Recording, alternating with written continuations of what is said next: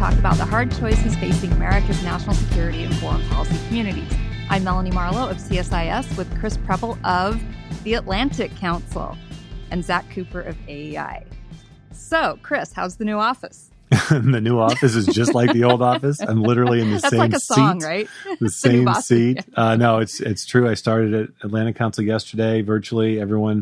Thanks to everyone there who's made me feel welcome. I've had a lot of nice well wishes on social media and in email. A lot of meetings scheduled over the next couple of weeks to try to meet as many people as possible. But that was only the second most important event of the week, because son Alex graduated from high school today or Thursday, one or the other. He actually there was an in-person ceremony for him today, and then there's a virtual celebration online because they can't have everyone together in the same room. So they're actually handing out diplomas, one student at a time. It will take them, I believe, 4 days to go through the class of 360 some odd men and women, young men and women. So it's too bad he only got a chance to see, of course, a few of his classmates in person. We got a couple pictures with them, but for the most part, it's a virtual wave. Zack, what have you been up to? Just trying to deal with, two kids in social distancing land. That is my life now. Right. I think a lot of people were hoping or expected Northern Virginia to open up this week, and it did not. So I was scheduled to have several days of in-person meetings that are all now virtual meetings. So we'll see what happens on Friday. I think that the governor said that they were going to take another look at that and see how that goes. Has anybody watched Space Force? I have. Zack has. Zack, what's the review? CSIS had a little launch party, so we all had the Netflix watch party at the same time. And what's your review?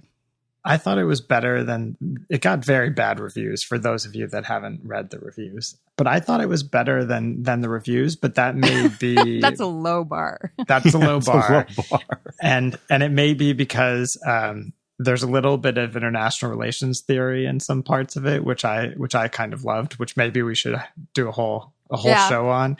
There's a whole commentary on deterrence dynamics and horizontal versus vertical deterrence. It made me very happy. Yeah, okay. I've only watched the one episode. I have a sister that wants to do the Netflix watch party for me, I guess during the congressional budget hearing or something. I'm not sure what it is, but she said there was something that she really wanted to watch with me, so we could chat about it online. Any thoughts on things that are happening in Washington or across the country right now? Well, my first thought is Black Lives Matter, and it's absolutely critical that people take these protests seriously. And I think all of us have to be asking ourselves questions about how we've thought about these issues and acted, and what we can do to help bring change. And it's a critical moment, and I think we've seen some leaders step up, and we've seen a lot not, which is sad.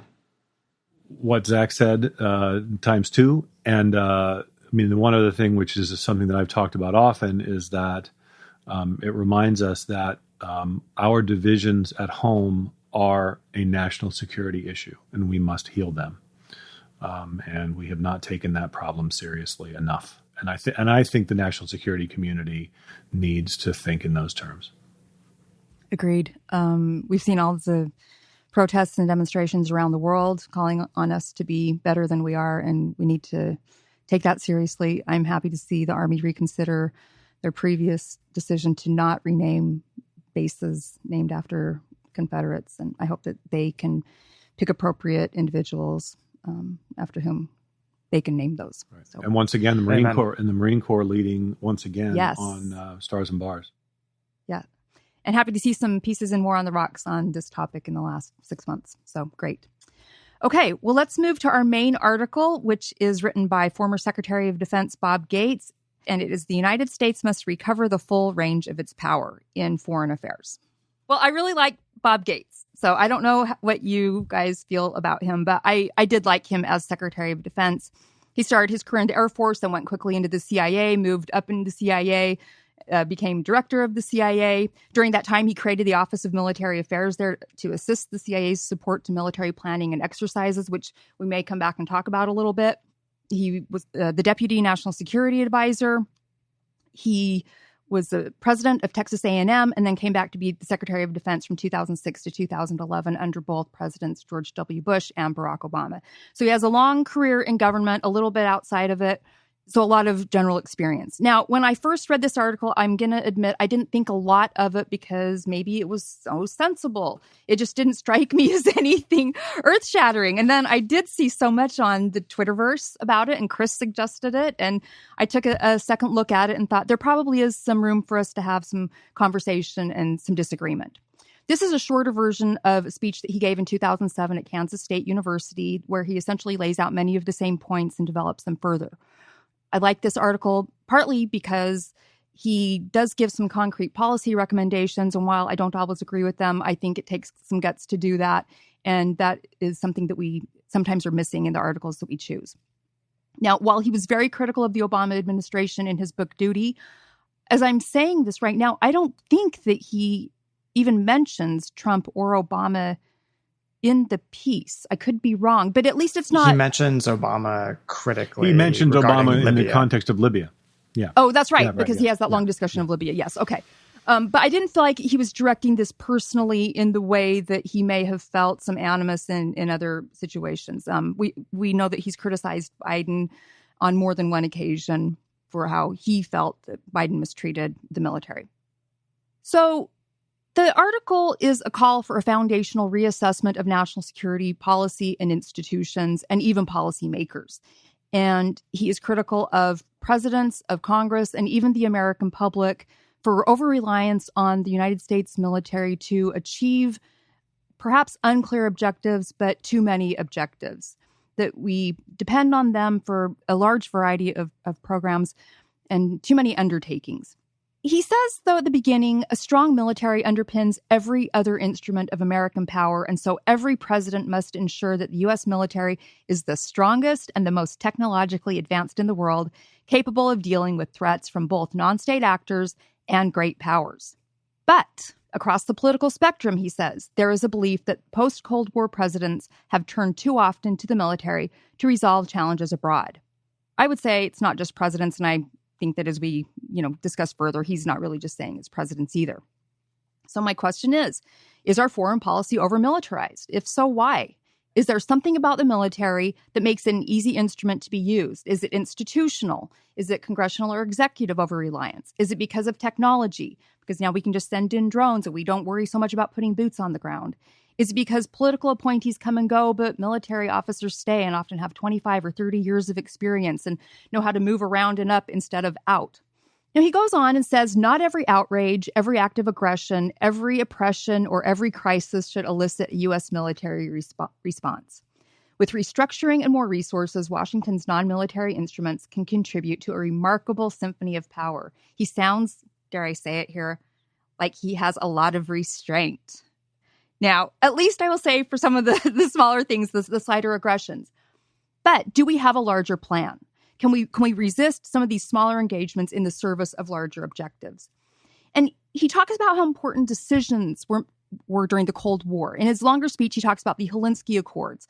And before that, containment. He talks about Carter and human rights and Reagan talking about patriotism and freedom and then backing it up with the military. He talks about Bush's, as he says, masterful diplomacy at the end of the Cold War. But he thinks that we've squandered these lessons of history, that we failed to really consider strategy, to define our foreign policy objectives, and to align our short and long-term actions to achieve those kinds of goals. So he goes on and he wants us to think more about diplomacy. Mike Pompeo said that his State Department was going to have swagger. It does not have swagger. It doesn't have people. It doesn't have money. It doesn't have priorities. It doesn't have anything. It's hollow and essentially destitute. And he talks about economic policy and what we can do with that and how we can use foreign aid maybe to minimize the instances that we'll have to fall upon the military. So with those kinds of things, I just want to say that I did like this article. I think that it is a fair assessment of where we are right now. He brings up really hard issues to solve, I think issues either for a second Trump administration or things that we might see in a Biden administration with more inclination towards things like humanitarian intervention. But I appreciate that he sat down and put his pen to paper on this. Chris. So bottom line up front, I agree with Melanie that the strongest part of this article, in my opinion, was his emphasis on our overuse of the military and the use of force. We've grown too accustomed to using force or threatening others with force, despite the fact that the track record is, shall we say, uneven over the last several decades.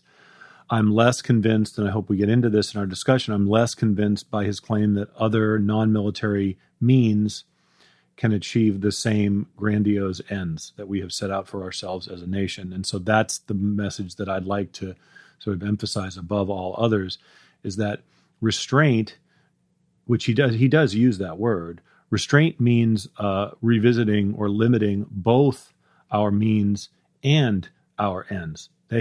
Both of those things have to be done.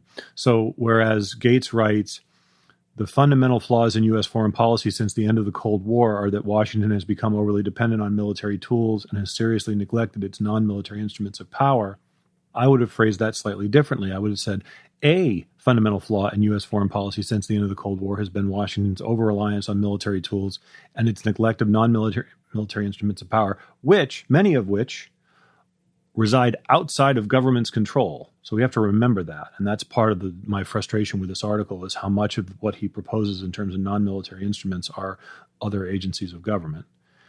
And the other major flaw of U.S. foreign policy is Washington's inability to prioritize vital security interests from tangential ones. Even superpowers must choose.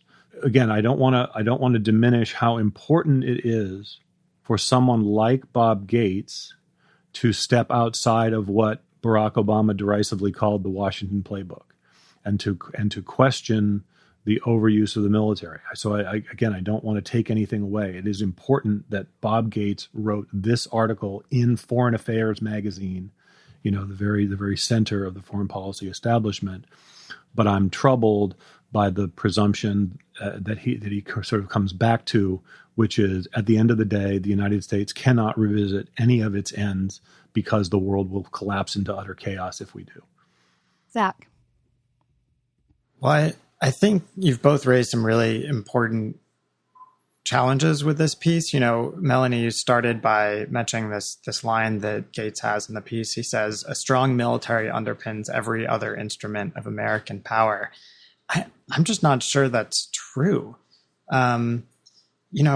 Is a strong military really necessary for U.S. development aid, which he spends a lot of time in the piece talking about? I'm not sure I really see the connection. And it's sort of a strange line to have in a piece that's talking about the over-militarization of American power. I think this idea that the United States military has to be behind every national security door and supporting every asset, it just isn't necessarily the case. And, this week of all weeks, I think we've seen what the over-militarization of not just U.S. foreign policy, but to some degree, U.S. politics has looked like, right? Where you have a president relying on the military to deal, in some cases, with a domestic situation, in part because the military is seen as such a reliable institution, and it gets such high ratings when you look at public polling, that in fact it's not just the over-militarization of foreign policy. We saw some concern this week about the over-militarization of domestic policy. I'm very sympathetic to the argument that Gates makes. The parts that I really struggled with and that I found the most important, but also the least fleshed out, were the recommendations at the end. And I know, Melanie, I'm sure you're going to get to this, but he says at the end of the piece, it's time for a renovation, right? And he calls out the existing U.S. government as being largely made in the 1940s, and says it's unable to, as he says, orchestrate all instruments of national power and tackle the kinds of problems that we face today. And he throws out a couple of basic ideas for what we might do going forward, but they're pretty rough. I think those are sort of the building points in my mind for additional work. But if I was grading this, I would give those policy recommendations a B. That's a gentleman's B. One of the things about the policy recommendations. These are Princeton and Georgetown grades, please. Yeah, if he went to Harvard, he'd still get an A, right? One of the things that confused me a little bit about his recommendations is he talks so much about the bureaucratic stagnation in the State Department and how it's just so complicated and yet nothing gets done and nobody's happy there and all of this. And then what do we want? What does he suggest? More bureaucracy, right? And some of it is bureaucracy that he believes was effective that we don't have anymore. So he wants to recreate that in there. And to an extent, I think that he's right. He talks about messaging, how bad we are at communications. Although you look around the last couple of weeks and I don't know how you make some things look good, right?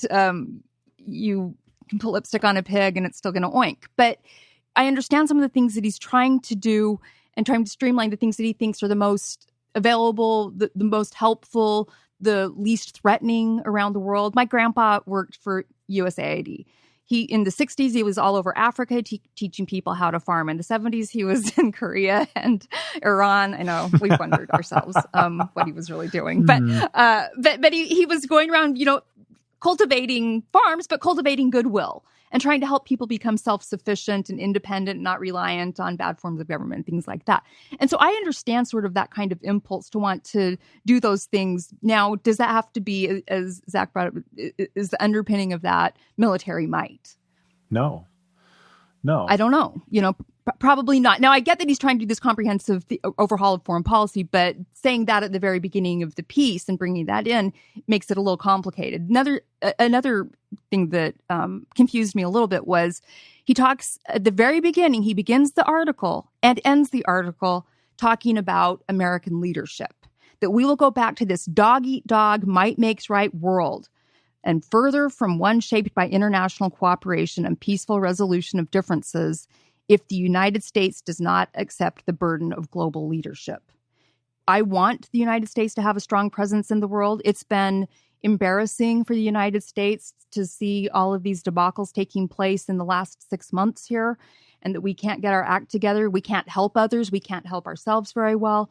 Very problematic. And I think that it does diminish us in our capabilities and our responsibilities. But the way that he frames it, there's not a lot of talk about allies and partners and other people that might be helping us along. Now, I get that it's focused on the United States and our problems, but there's just very little of that in here. I think that, so I flagged that passage as well. It's near the end of the article about the burdens of leadership. And so I asked the question, does it actually have to be a burden?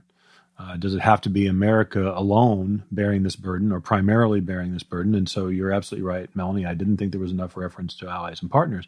Where this is relevant in this discussion is that part of the reason why allies and partners have grown dissatisfied with American leadership is because it's over-militarized. Now, Bob Kagan had an explanation for that. Americans are from Mars and Europeans and the rest of the world are from Venus, and that this was the way we wanted it to be. We wanted the United States to be good at hard power. We wanted the rest of the world to be good at soft power. And effectively, Bob says, get over it. But Gates doesn't engage that argument, right? He just sort of leaves it out of the discussion. Now, again, this is part of a larger book, and so it's possible that comes up in the other work. But I reject the notion that the United States is the only country capable of securing not only our own interests, but the interests of every other right-thinking human being among 7 billion some odd in the world. I just don't think that's true. Okay, so thinking about what our core interests are, for example, should we be in Europe and how we should be distributed? But he also talks about core interests in humanitarian intervention. And he says this in the article: intervention to prevent the slaughter of innocent civilians became one of the more frequent reasons for the use of force after the end of the Cold War. Before intervening militarily, leaders must assess whether core U.S. interests are really threatened, how realistic the objectives are, the willingness of others to help, the potential human and financial costs of interventions, and what might go wrong when U.S. troops hit the ground. Now, I wanted to read that specifically for the beginning part. He says it in very clear language: the slaughter of innocent civilians. When it came time for him to deal with Libya, he went on talk shows and said there is not a core United States interest there. He went along with it as the Secretary of Defense, but he didn't pretend that there was something vital about the United States intervening there. So how do we assess this? How would possibly a Biden administration that might be more inclined to this kind of policy assess that? Well, I'll take a stab at that. So first of all, so what he is talking about, those passages are essentially, initially I said to myself, these are shades of the Weinberger-Powell doctrine, but actually it's not even shades of. It's the Weinberger-Powell doctrine. I mean, a very close variation thereof. And look, this notion that the United States should establish certain criteria for the use of force is actually fairly controversial among those who believe that the United States doesn't use force often enough. Because if you apply these criteria, or any criteria, frankly, you're likely to have less occasion for U.S. presidents to initiate the use of force. One of those occasions is humanitarian in nature. And if people believe that the problem with U.S. foreign policy is that we haven't used force often enough, then anything like the Weinberger-Powell doctrine is a problem. So Gates is taking a fairly strong stand on this point. And you're right. I remember he said at the time, both publicly, but also what we know from the debates over the intervention in Libya, can I finish the wars I'm in before we start the next one? And the answer to that among some in the foreign policy establishment is no, because superpowers don't pivot, right? That's what we're told. It's like, no, the United States of America doesn't get to choose because we're the only ones. And I think that that's frustrating. And I think that's frustrating for him, but it's also frustrating for a lot of Americans. They just don't really understand why that is. The reason why, and this gets to the much broader question, Melanie, which you teed up, which I do think is the essential question to ask. Why the military? Why is the U.S. military the favored instrument for American presidents and for the U.S. foreign policy community? And the answer is, one of the answers is, and I don't buy Bob Kagan's cultural argument, the answer is it's easy. And so my recommendation is we should make it less easy. Setting up criteria and conditions that make it harder to use force is a good thing. But the bias within, I think, too many in the foreign policy establishment is the activist bias that in fact, if you put up these barriers or hurdles, that would be dangerous. And I just don't think that's true. Zack? There's one thing Chris said at the end that I very much agree with, which is this need to have, for, just to make this very clear, more congressional oversight, right, over what the executive branch is doing on national security issues. The Congress in recent decades has delegated a huge amount of power to the executive branch. And now I think we're seeing those chickens come home to roost. So I agree with Chris entirely that I hope our elected leaders take back the responsibility that they were given for oversight over especially military activities abroad, which I think they've too easily delegated. So I agree with Chris on that. The only place where maybe I have a different point of view would be, Gates doesn't talk about Syria, for example, right? We've watched a decade of bloodshed in Syria. And yes, there have been small numbers of American forces involved. But for the most part, the U.S. has basically watched from the sidelines as thousands and thousands have died. It's true that we haven't in other situations like Libya, and in Libya that it's not clear that we made things that much better after the initial situation in Benghazi. But I think, we have seen restraint by the U.S. government in Syria. And part of the problem is it doesn't make anyone feel particularly good. And you end up in the situation that Madeleine Albright famously said to Colin Powell, right, that what's the point of this great military if you're not willing to use it? And I think that's kind of the question that some people were asking at the end of, the last few years about the Syria debacle is, if we had the ability to stop all of this killing, how could we not use this tool to do that? I'm very sympathetic to that. And it's really hard to think about Syria because, we saw that and we saw those horrible pictures and those poor people trying to get out. And, I think that we were totally irresponsible about how we dealt with the refugee situation, all of that. But what were we capable of doing that was going to have effect? I mean, not only in my view is Libya not much better off, Libya is a lot worse off. I don't know if it's because of or in spite of how we dealt with it, that we were just going to be there. We were just going to drop the bombs. And then we were going to, then the regime change happened and, we were gone and we didn't have any more fingerprints on that. But if we'd really wanted to stay and try to make it better, could we have made it better? As Gates himself said, if you tell someone to go start another land war in the Middle East, you should have your head examined, paraphrasing MacArthur on that. I mean, those are really horrible things to make decisions about. Would we just be there for 20 years and then be getting out, not sure of what kind of progress we made? I don't know. I have doubts about what we could have done there. Two other things that I think maybe Chris brought up, or maybe both of you did, can we actually establish a criteria for intervention? My questions are we capable of doing that? Do we have people that can think about that and make those kinds of hard decisions and do them in a public way where there's, consensus and so on? And then the other thing that I'm thinking about is why do we want to intervene all the time? Because it's easy? Yeah, economic issues, diplomacy is hard, and it takes a lot of time, and it takes a lot of good faith, and it takes compromise. And those are things that are just in such short supply right now. Before the show, I was telling Zack and Chris that two articles that I thought were excellent and relevant. One came out of the Texas National Security Review a few weeks ago on economic might and statecraft. And the other one was just on the Lawfare site last week about sanctions and the failure of sanctions and why we are incapable of getting what we want through the use of sanctions anymore. And you read those pieces and we're in a really difficult place with everything right now. Yeah, I think we have to explore these different cases and ask ourselves a really tough question, which is not only have we not made things better, have we actually made things worse? I think if you review the Libyan intervention, you look at the work that Alan Cooperman has done assessing the likelihood of what the civil war, had we intervened or not intervened, how many people would have died if Gaddafi had done what he said he was going to do to Benghazi. It's a tough conclusion, but I think the conclusion is the aftermath is actually worse than what would have happened if Gaddafi regained control. I think the intervention in the United States has carried out in Syria has prolonged the war. And again, this is not I'm not happy saying that, but I think it delayed the prospect of Bashar Assad consolidating control over major portions of his territory. Eventually he did with the assistance of the Russians and others. But of course, it wasn't just the United States intervening in Syria that prolonged the civil war, but it was also our Gulf Arab allies in particular. So I keep coming back to the Hippocratic oath of military intervention. Right? First, do no harm. And that is not a bad thing. So I have a little plug.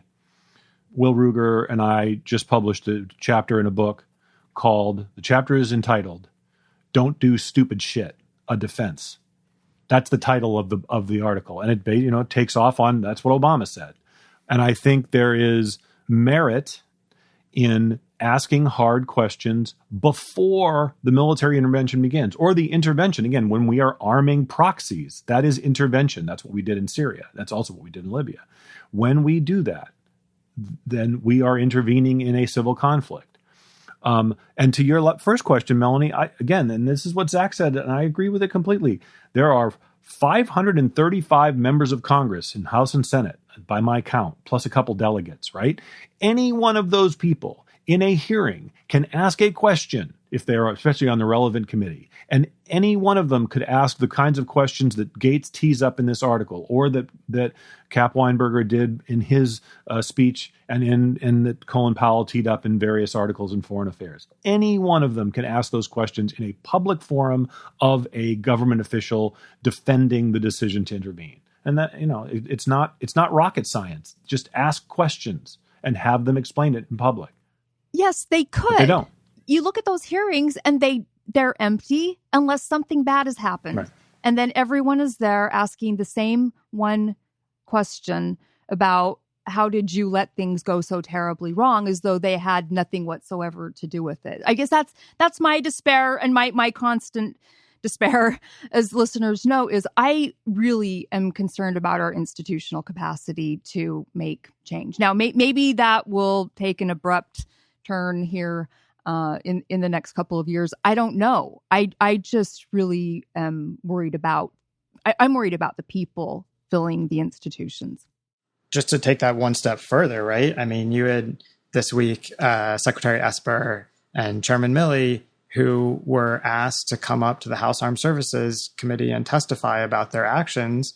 and they declined to do so. So it's pretty hard if you're a member of Congress to be, having hearings, asking questions of the relevant executive branch leaders when they refuse to actually come up and testify, despite the fact, oh, by the way, that in written promises made before their confirmation, they agreed to come testify when asked.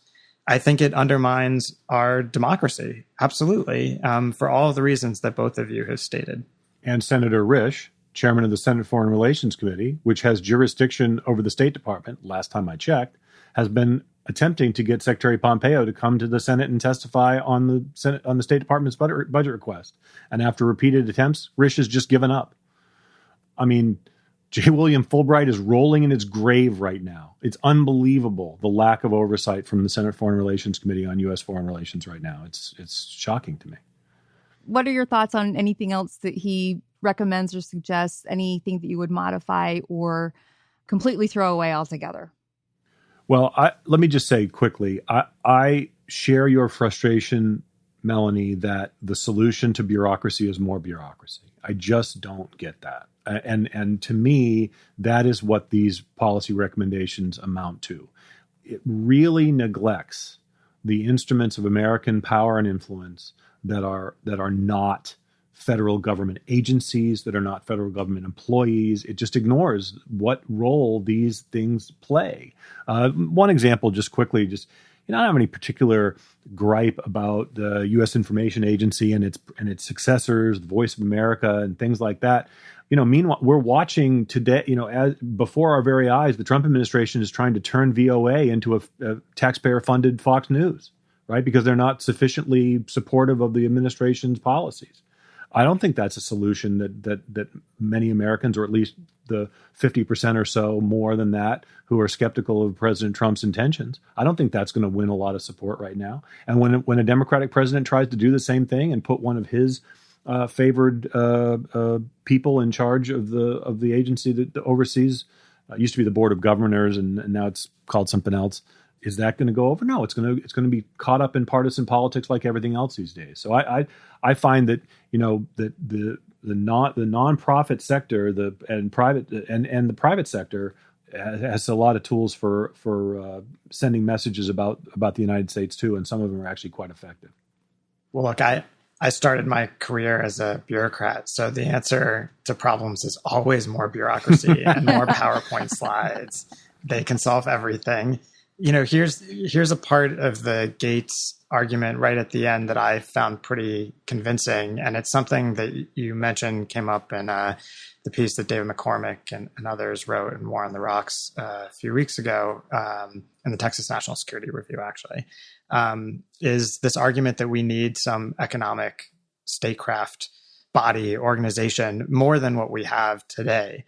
And I think that's exactly right. And one of the problems we're having is that, as Gates said, we actually just are not structured in the right ways to deal with a lot of the challenges we have. So I agree with Chris. I would like to avoid standing up something like the U.S. Information Agency, but I think it's pretty clear that the Global Engagement Center at state is not enough for the needs that we have on the information side. And it's pretty clear on the economic side that the National Economic Council and the Treasury Department and Commerce Department and U.S. Trade Representative and all of the other groups that are involved in economic policymaking are not linked together in the way that we need them to be to have some kind of holistic look. So without endorsing building much more bureaucracy, I do think Gates is pointing at some real issues here where we've got seams in our government that don't seem to be well covered. And I think he's right that some of this may go back to the differences between, the Cold War systems that we built, when it was pretty clear that you didn't need to think that carefully about some of these economic aspects because we weren't trading with the Soviets. And this is a different time and a different economic arrangement and different amount of globalization with, supply chains in China that we're having to deal with, and the current systems that we have just are not set up to manage that. So I think he's right that we need some new structures. I don't think he really put forward a clear idea of what those should look like, but I think that's a really important discussion that we need to be having. Yeah, I don't disagree entirely with him. even on having different or more bureaucracy. I mean, I would like to get rid of some of the things that we have. We're going to have bureaucracy. It's going to there has to be people there to carry out policy. That's going to happen. So can we look at it and have it be the most effective and with the best incentives as possible? I do like that he made one suggestion where he has someone who's directly accountable. Like, you have a person that's really in charge. The problem is you've got to have a president that's engaged with all of this. And I'm not even just talking about Donald Trump. I'm talking about any president that has to be engaged. I mean, he did have some criticisms of President Obama on certain things in that respect. And I'm sure that other people have, criticisms of President Bush. Everybody wants their priorities taken care of. I am also not opposed to having something that helps us just be a face of something besides the military. I imagine that having the military might be the underpinning of all of our successful policy. That looks a little scary to some countries. It can fill them with a little bit of concern about how they're able, or if they're able to deal with us. So it might be better for certain kinds of negotiations if they aren't thinking about military policy whenever they are sitting down with us. So, okay, well, on that note, let's go to our grievances. The tradition of Festivus begins with the airing of grievances. I got a lot of problems with you people. Now you're going to hear about it. Zack. As I alluded to earlier, my main grievance was with the Secretary of Defense and the chairman for their decision, which they've tried to explain, but I think is completely inexplicable, to walk out with the president in a highly politically charged protest movement and basically suggest that the U.S. military and the Department of Defense were backing the president over the protesters in the streets. And I think it was obviously there have been many people who've now commented on this. And I think the fact is that it was so far beyond the pale of traditional civil military relations that it forced the hand of a number of previous chairmen, a number of secretaries of defense to actually come out and criticize the move. But again, there are a lot of questions that need to be answered. I think the next step would be for Esper and Millie to go ahead and testify about what they were thinking and their decisions. That's what the people in our country deserve. And the fact that they're refusing to do that, I think it's a huge problem.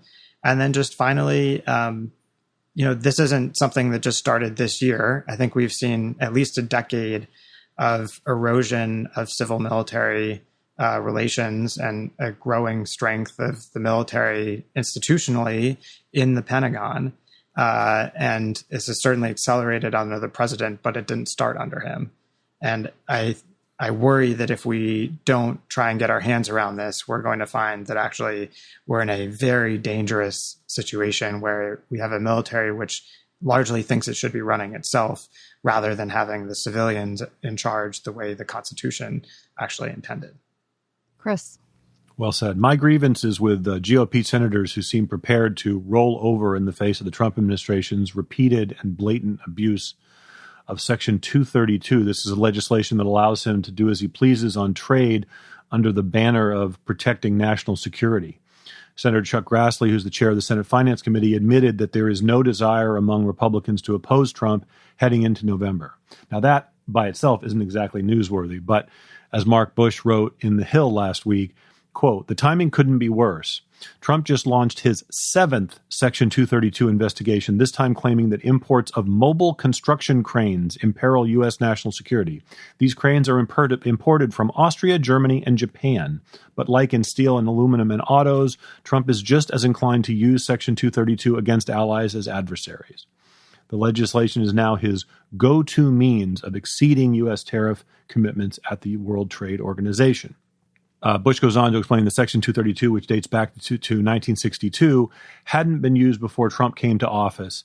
And it does give the president considerable latitude. And the notion of protecting national security, even under the pretext of free trade, isn't a new idea. Adam Smith spoke of it in The Wealth of Nations. So it is not unreasonable for countries to carve out a national security exception. But the abuse of that exception is the danger today. And it should be construed narrowly and seldom used. And Bush concludes because too many other countries are following the United States lead and using this national security excuse to impose trade barriers to protect their own industries. This is a slippery slope, he writes, and it's why Senate Republicans cannot give up the fight over Section 232. National security tariffs on imported construction cranes, like those on steel and aluminum, are a sideshow. The real risk is that Trump is encouraging the world's use of national security as stealth protectionism. The U.S. must challenge these policies, not lead the way in implementing them.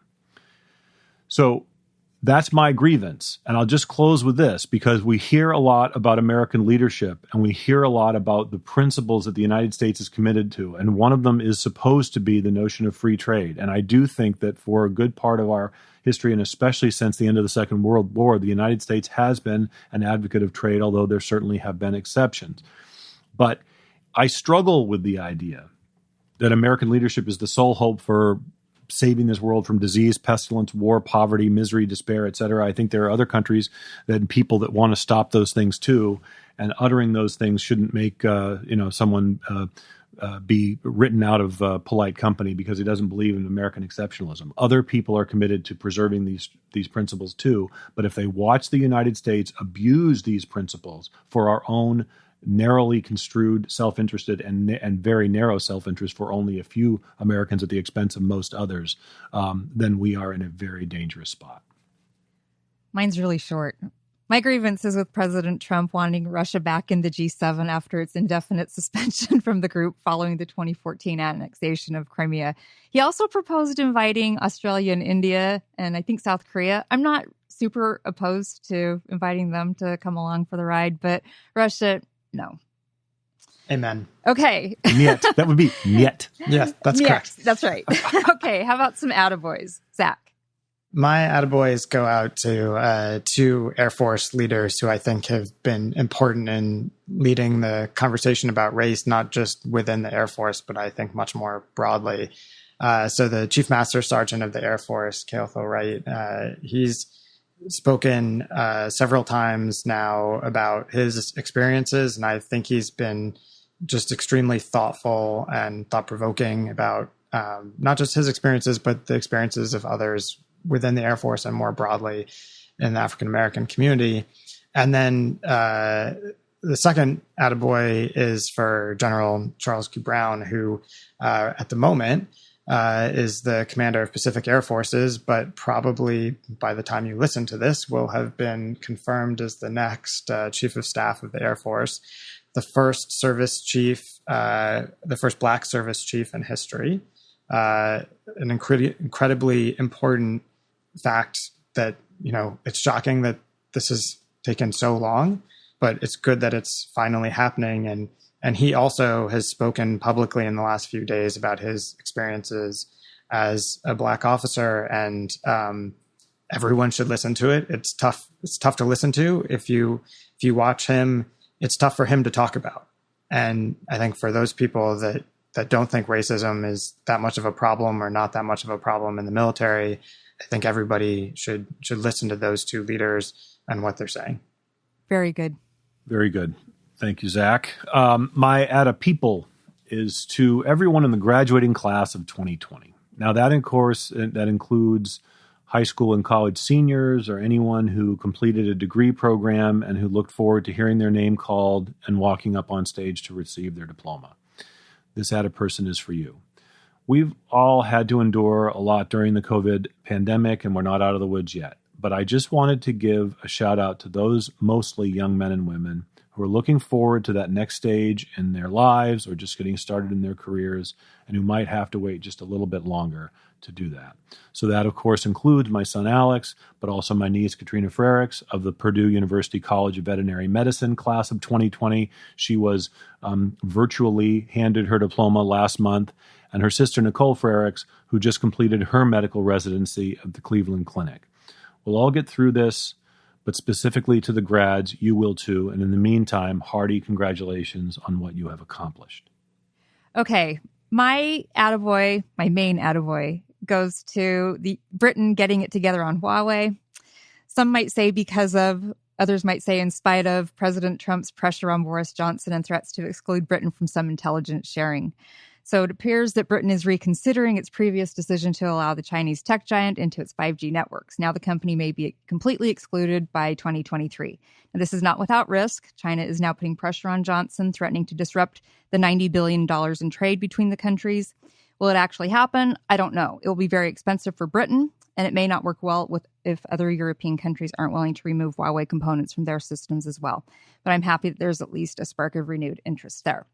And then I have some quick atta-girls to the team of 4 girls from Skyline High School in Idaho, my high school. They placed in the National Girls Go CyberStart competition at the end of May. They demonstrated skills in coding, hacking, and decryption, which I'd be terrified if I were one of their teachers. I hope they double-check their grades.